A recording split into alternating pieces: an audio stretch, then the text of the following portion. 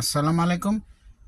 আজকে আমরা জানব নিউ ইয়র্ক স্টেটের সেলস পারসন হতে গেলে কি কি লাগবে।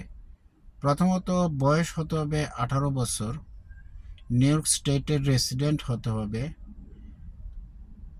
Immigration status US citizenship or green card or work authorisation. তারপরে 77 আওয়ার্সের স্কুল ক্লাস করতে হবে ডজের অ্যাপ্রুভ কোনো স্কুল থেকে। তারপরে সেই স্কুল থেকে পাশ করার পরে সেই স্কুল কর্তৃপক্ষ ডসকে জানাবে সে পাশ করছে। তারপরে আপনি অ্যাপের মধ্যে যে আপনার এক্সামের জন্য স্কেজুল করবেন, তারপরে এক্সাম ফিটা দিবেন।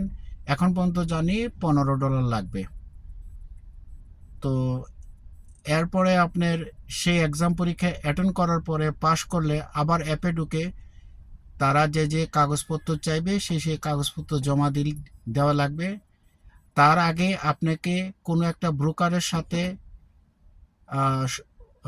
সংযোগ রক্ষা করতে হবে। ওই ব্রোকারের নামে লাইসেন্সটা ওই ব্রোকারের কাছে যাবে। ওই ব্রোকার সম্মতি দিলে পরে আপনি সেই অ্যাপ্লিকেশনগুলা ফিল আপ করে তারপরে পাঠাবেন। তারপর ব্রোকারকে তারা জানাবে যে আপনি পাস করছেন এবং ব্রোকারের কাছে তারা সেই লাইসেন্সটা পাঠাবে, আপনার কাছে পাঠাবে না অরিজিনালটা।